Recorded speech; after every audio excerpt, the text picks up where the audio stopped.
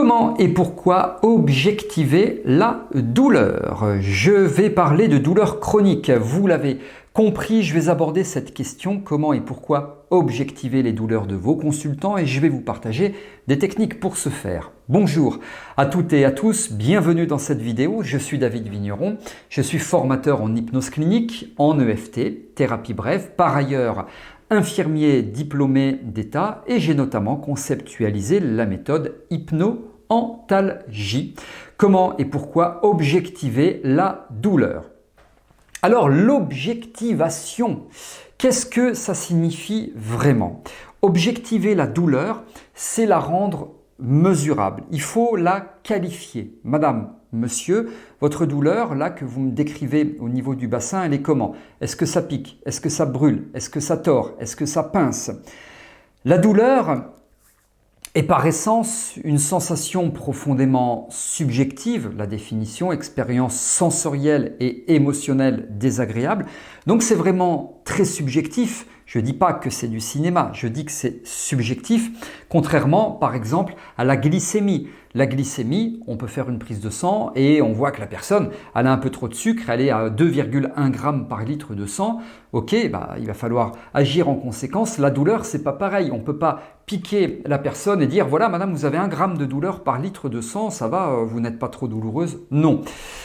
Évidemment, vous le comprenez, il ne s'agit pas de douter de la douleur des consultants, bien au contraire, il s'agit plutôt de trouver des moyens concrets et efficaces de l'évaluer au-delà du simple « j'ai mal » qu'on entend très souvent. Parce que le simple « j'ai mal » ne va pas nous permettre d'être efficace parce qu'on manque de précision.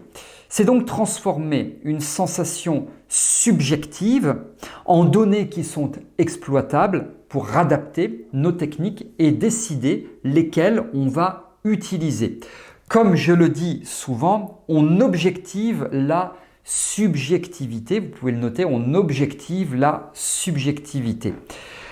Par ailleurs, je crois aussi qu'en rendant la douleur du consultant plus concrète, la forme de la douleur, la température de la douleur, le poids, l'aspect, les contours, etc. Tout ça, c'est dans l'imagination. On l'objective, eh bien, on lui permet de mieux la comprendre.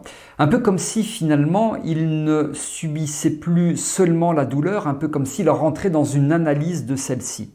Le consultant se sent évidemment pas forcément mieux parce que je veux dire par là, ça ne fait pas forcément tout, le fait de faire ça, mais en tout cas, il se sent pris en charge d'une façon sérieuse parce qu'on évalue la douleur. Donc si vous me dites, oui mais d'accord, ça ne va pas faire tout, l'effet d'évaluer, vous avez raison, l'évaluation c'est une première étape. En effet, ça ne fait pas tout, mais c'est un début. N'oublions jamais un outil qu'on a constamment sous les yeux. Vous, praticiens, vous avez un outil en permanence sous vos yeux, c'est votre consultant, c'est l'observation, ce que dans les soins infirmiers on appelle l'observation clinique, l'observation fine et attentive du consultant. En hypnose, on dit qu'on calibre. Nos yeux sont de puissants instruments d'objectivation. La posture du consultant, ses expressions faciales, il peut froncer des sourcils, il peut être crispé, ses mouvements, une démarche qui est plutôt hésitante, une difficulté à se pencher, etc. Ses réactions non verbales quand on évoque par exemple le moment où il saura gérer sa douleur.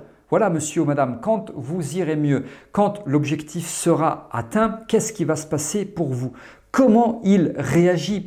Parce que ça peut nous permettre de penser, bah tiens, la façon dont il a réagi, je me demande si c'est vraiment bénéfique pour lui de gérer sa douleur, ou alors est-ce qu'il y a des bénéfices secondaires? Est-ce que mon consultant entretient des bénéfices qui font que la douleur va être difficile à gérer? Ce sont des bénéfices secondaires.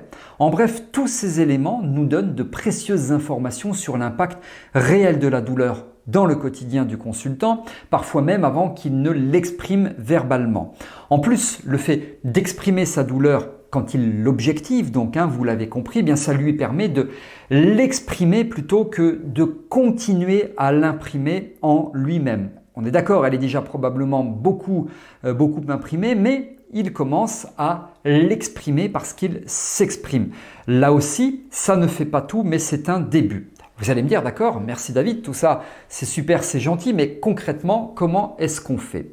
Eh bien, je vous explique tout ça. Juste avant, je vous propose de vous abonner à ma chaîne YouTube. Pour cela, cliquez sur le bouton s'abonner et activez la cloche de notification pour être informé lorsque je sors de nouvelles vidéos. C'est gratuit, c'est régulier. Profitez-en. Je poursuis. Comment et pourquoi objectiver la douleur? Concrètement, comment est-ce qu'on fait? Eh bien, on va demander au consultant où est la douleur. Voilà, elle est où? Par exemple, elle est au niveau de la cuisse. Quelles sont ses limites? Eh bien, elle reste au niveau de la cuisse. Il peut vous montrer sur la cuisse, elle est là, elle ne s'étend pas. Ou alors, au contraire, elle diffuse. Ça descend au niveau du mollet, derrière, devant, sur le côté gauche-droit, au niveau du pied. Voilà. Quelles sont ses limites? Est-ce qu'il y a ce qu'on appelle une irradiation de la douleur? Est-elle irradiante ou est-ce qu'elle se limite à une région que le consultant vous décrit? Quel est son aspect? Par exemple, il peut avoir l'impression que la douleur prend la forme d'un tournevis ou d'un animal ou d'une pointe. Moi, je me souviens d'un consultant, puisqu'on parle de cuisse, ça brûlait. Pour lui, c'était une cendre de barbecue.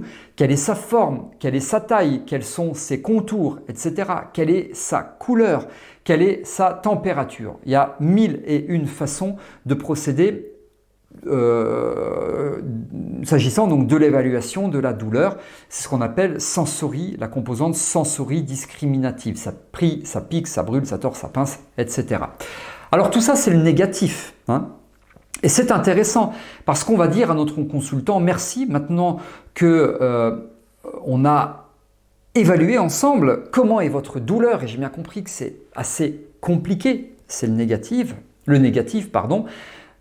merci. Maintenant, par quoi est-ce que vous aimeriez remplacer toutes ces sensations négatives? Je vous donne un exemple. Une boule de pétanque noire au niveau de l'estomac qui fait 18 kg, etc. Donc voilà comment il l'évalue. Eh bien, par quoi est-ce que vous aimeriez la remplacer? Et là, un exemple, il va vous dire, boule de pétanque, là, moi j'aimerais que ce soit un cochonnet qui fait 1 cm de diamètre, qui est jaune et qui est très léger. 1 kg, ça serait très très bien. Donc il passe d'une boule de pétanque de 18 kg à un cochonnet de 1 kg. Au passage, prenez des notes.